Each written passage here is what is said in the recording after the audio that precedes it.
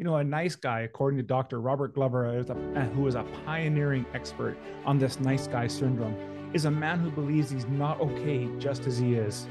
Boy, does that ever resonate for me. And he is convinced that he must become what he thinks others want him to be so that he can be liked, loved, and get his needs met. He also believes that he must hide anything about himself that might trigger a negative response in others. So we walk around believing that if we do everything right, then we will have a smooth, problem-free life. Well, it may be problem-free, but at what cost? If you want to say something, then say it. If you want to do something, then do it. Don't be afraid what others will think of you, and don't let this fear hold you back from simply being who you are. I have the consciousness now to ask myself, is this really what I want from this relationship at this moment? That gives me just enough time to make a better choice, and I suggest it's going to do the same thing for you. Do you say yes when you really want to say no? And are you fearful of revealing parts of yourself that might cause a negative reaction? For more than 25 years, I've been on a mission to dig deep and uncover who I am as a man. And through my journey, I found a few things about myself that I didn't particularly like and things that I did like. And while I've read thousands of pages and spent thousands of dollars at numerous workshops and even becoming accredited in a few things, nothing really was changing until I almost lost everything for a second time. So what changed, you ask? Well, I started to take responsibility for three things. First, where I am in life. Second, for who I am, warts and all. And third, for what I aspired to become. And from that point on, my mission turned into mentoring other men to do what I did and to do that with me, along with the journey, because the journey is so much more pleasurable when you bring others along, isn't it? And so today, we're going to spend some time talking about how we're going to kill this one part that exists in every man, and that is being the nice guy. Now, before we get into all that, just want to remind you to hit like, subscribe, and share on your favorite platform so you can stay updated on the latest content while helping me grow the Awakened Man message. And for that, I just want to say I'm truly grateful. Let's get on with today's episode. The average man today is sleepwalking through life, many never reaching their true potential, let alone ever crossing the finish line to living a purposeful life. Yet, the hunger still exists, albeit buried amidst his cluttered mind, misguided beliefs, and values that no longer serve him. It's time to align yourself for greatness. It's time to become a revolutionary man. Stay strong, my brother.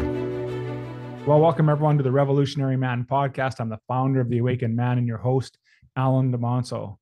Let's start off by explaining what this nice guy is all about.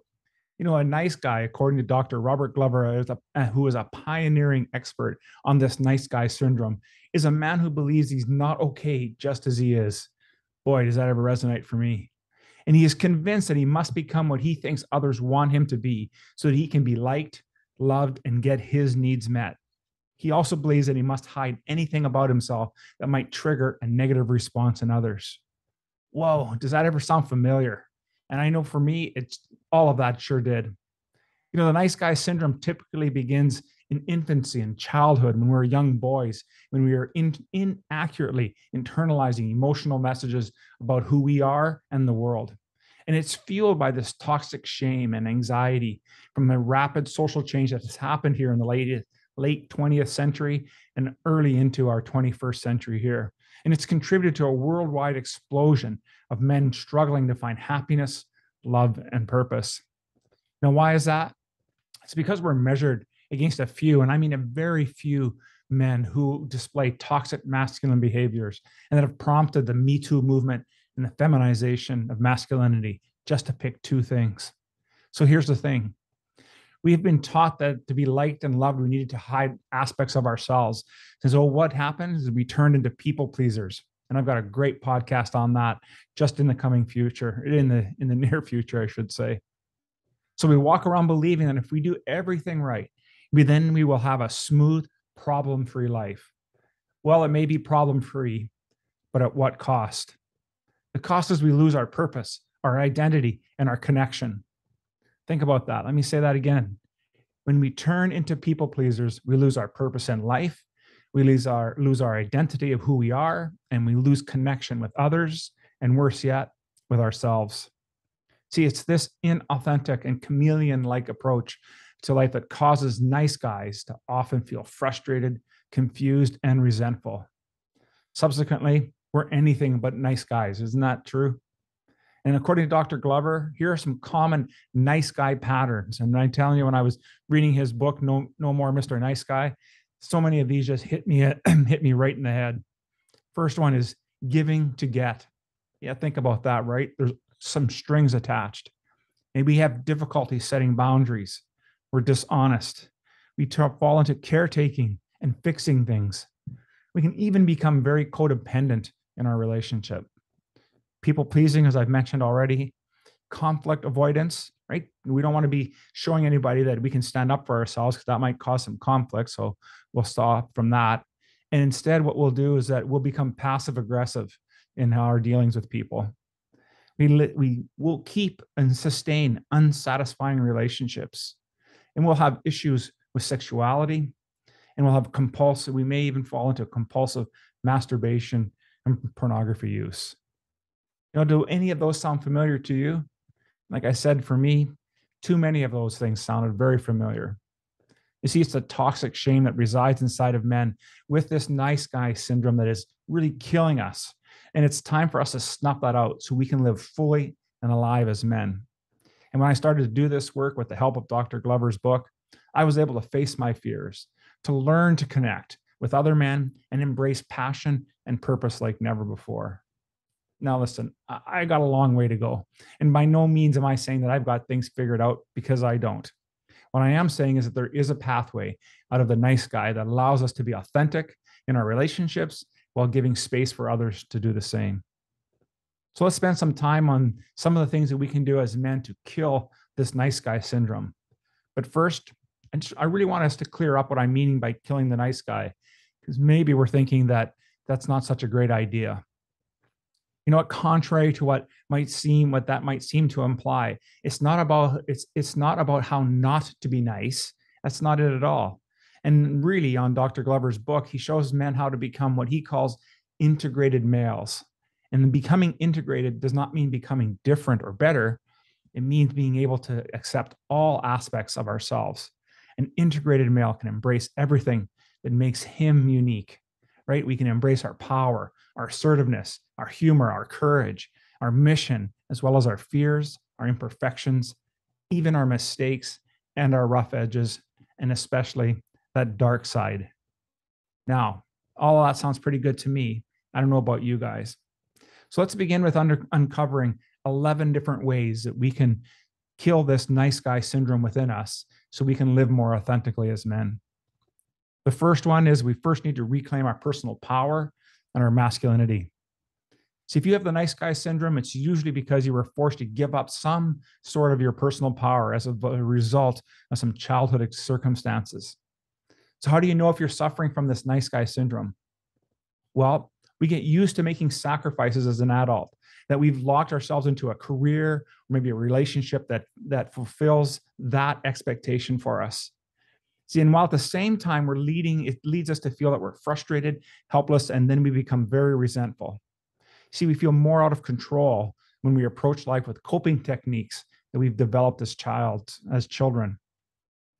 And I really like what Dr. Glover says in a quote in his book. He says, "Nice guys are wimps." This may not sound like a nice thing to say, but it's so true. Nice guys tend to be wimpy victims because of their life paradigm, and a childhood survival mechanisms require them to sacrifice their personal power. Okay, so we've sacrificed our personal power. What can we do to reclaim it?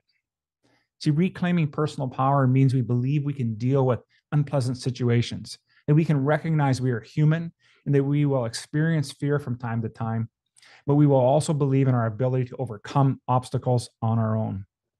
And ultimately, this means that being honest with ourselves about our needs, weaknesses, and desires is an important part of reclaiming our personal power.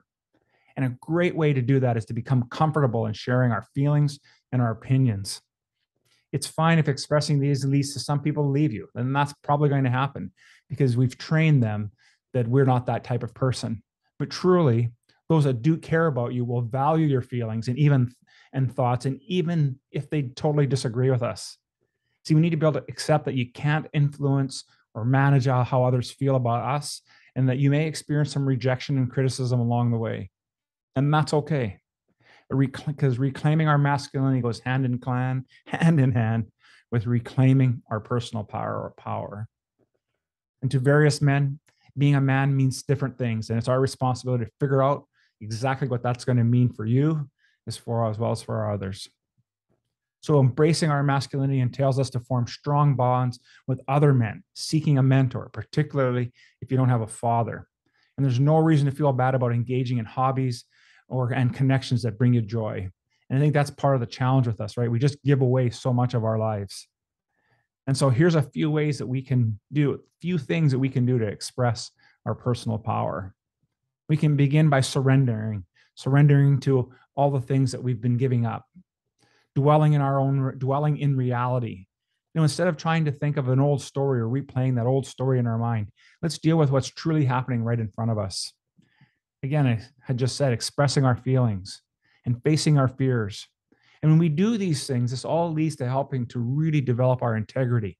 We're going to stand up for what we truly believe in, and we're going to develop some strong integrity.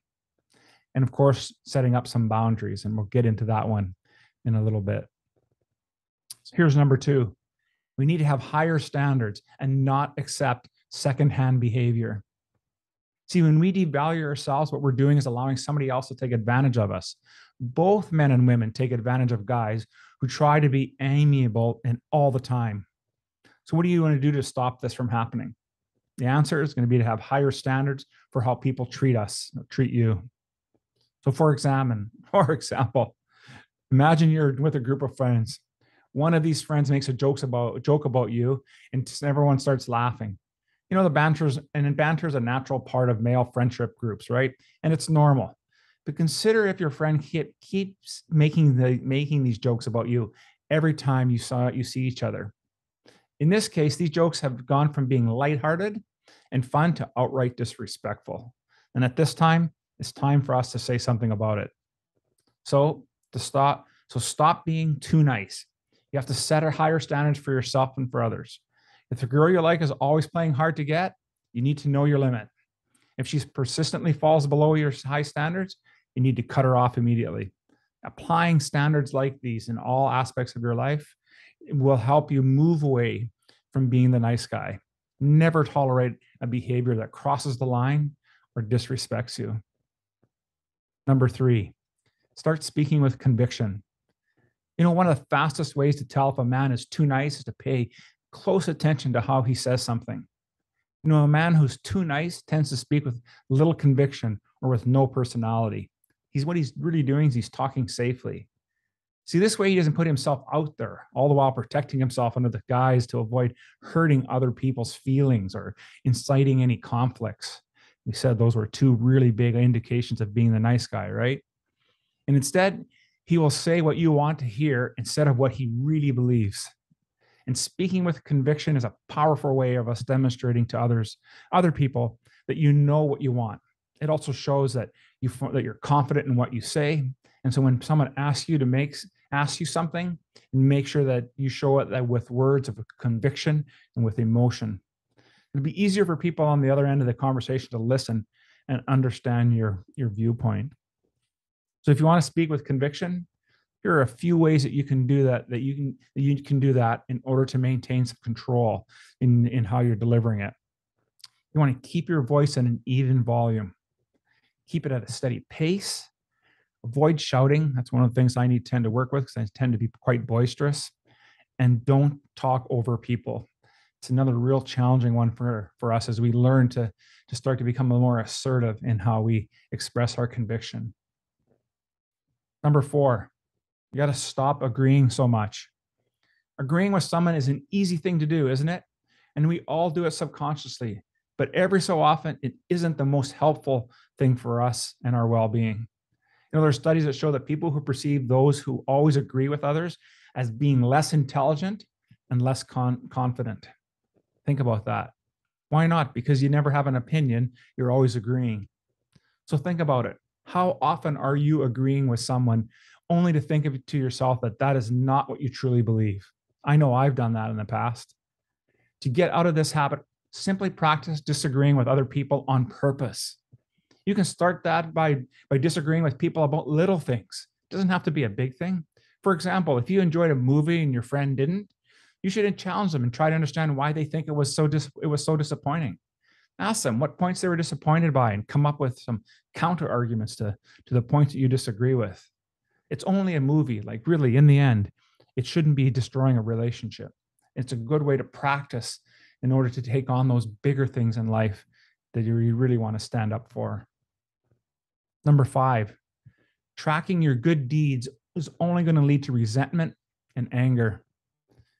Tracking your good deeds is one of the biggest mistakes we can make, and is one of mine for sure.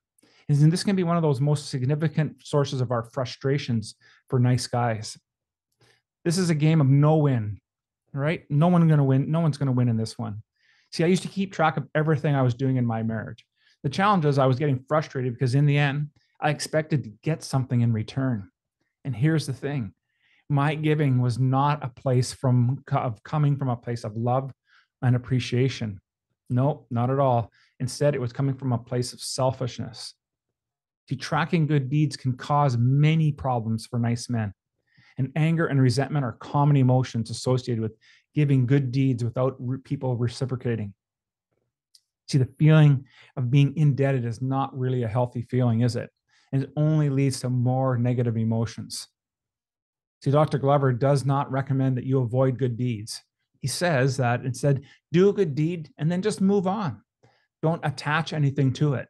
So you can enjoy a good deed at the moment, but you should not look back and use it as evidence of how indebted you are, that other person should be. Number 6, don't hold back. You see, nice guys hold back despite their urge to say something. This is because nice guys find conflict and people not liking them as being scary. It also exposes who they are to people. So by filtering their thoughts and keeping quiet, when they want to say something, they can remain anonymous. And it's one of the challenges I always have. And I talk a lot about, these 5 levels of intimacy. And it's really talking about how we step into ourselves and being able to express thoughts and feelings and our beliefs. And so here's the kicker. By doing this, and when we actually do say something, or when we don't say anything, what we're really doing is that people never really truly get to know who we are as people. And remember, I talked about how we were lacking some connection. This is one of the reasons why. A man who doesn't hold back as much is much more a man than one who is afraid to rock the boat. Fewer people might like the man who doesn't hold back, but they will like him for whom he really is. So if you want to say something, then say it. If you want to do something, then do it. Don't be afraid what others will think of you, and don't let this fear hold you back from simply being who you are. Number 7, stop fearing confrontation. For most of my marriage, I allowed my wife to walk all over me. It would show up by allowing her to verbally control and dominate me because I was scared of confrontation. It took almost losing my marriage for me to wake up and stand up for myself before things turned around. Now imagine a bully in a school who picks on a smaller child because he's skinny and he's weak. What if one day that kid finally stands up to him and he fights back? Then the bully in school constantly searches for the easiest target, doesn't he? And the skinny kid in school is weaker and will likely be that one who's going to get targeted.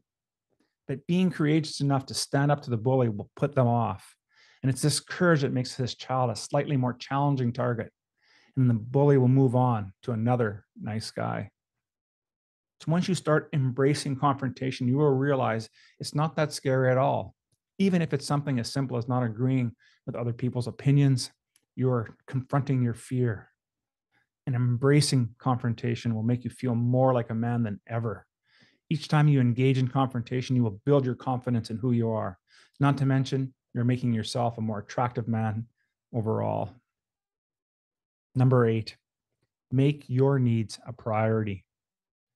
See, when we realize that not only is it our responsibility for meeting our needs, we need to stop blaming others and start acting. So be assertive about your needs and get rid of any hidden agendas. Never be a wimp and never act like a victim. It helps you if you are thankful for difficult situations.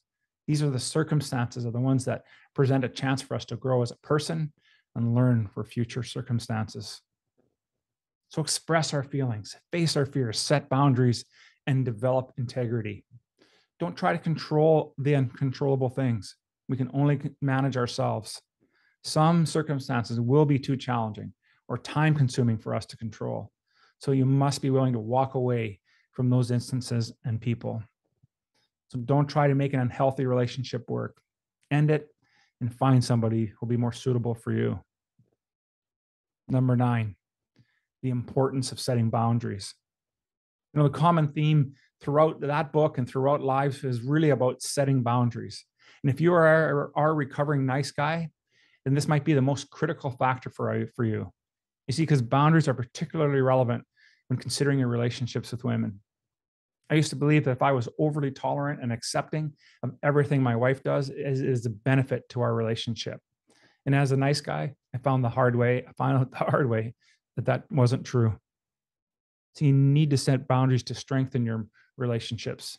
There's a need for you and your partner that can strengthen the relationship on both sides of the equation, because boundaries equal respect, and women desire a partner who sets boundaries. So incorporating boundaries into your life will create personal respect and improve your chances of developing a healthy romantic relationship. Number 10, choose a partner who doesn't need considerable support.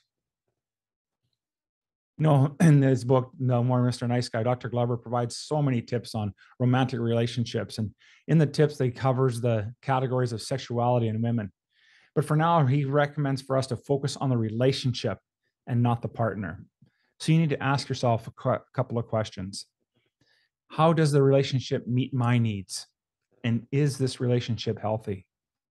See, we can learn from our struggles as we encounter things together, right?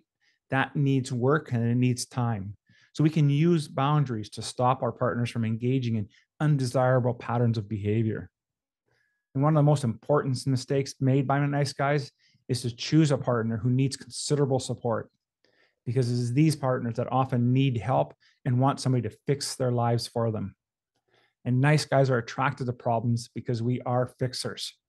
And these relationships will allow him to show the world what such a good boy or a good husband that he is. But the motivation behind this is always the approval of others. And suppose that if you've been in an unhealthy relationship, you're going to be challenged with being able to shed this nice guy syndrome. So in that case, I want you to know that this will often stems from one partner always wanting to seek approval from another. So it falls into a bit of that codependency piece. So choose your partners wisely. And number 11, choosing the right sex mindset. So when it comes to sex, you will always have to change your mindset. Now, this is going to be way easier said than done, and it's one that I consistently work on.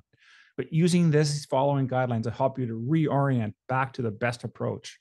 So use these tips here to improve your chances of becoming a much more integrated male. 1, we need to get rid of the shame and fear about being sexual beings as men. 2, get our needs met, both in quantity and in quality. Get comfortable being pleasured and asking for it. Never avoid conflict because you're too scared to lose a sexual opportunity. And the last one is we need to get rid of the porn. When I started to put into practice some of these 11 strategies, things started to change in my life for the better. Yes, people aren't always open to hearing no from you when you start, but setting the standard for how you show up sets the bar for who you are as a man and what respect looks like. There are still plenty of days when I fall back into being the nice guy. So today I have the consciousness to ask myself, is this really what I want from this relationship at this moment? That gives me just enough time to make a better choice. And I suggest it's going to do the same thing for you. So listen, if you'd like some more help to breaking free from your nice guy syndrome, then join our group mentorship program, the Band of Brothers. We help guys reclaim their passion, purpose, identity, and connection through a safe, structured learning environment. And if you're looking for more one-on-one mentorship, then try the Hero's Quest. It's a 90-day program guaranteed to raise the level you show up as a father, husband, brother, and a leader. I'll leave the information in the show notes today so you can get access to both of those programs, and everything else that we offer here at The Awakened Man. Thank you for listening today. Live with passion, purpose, and power.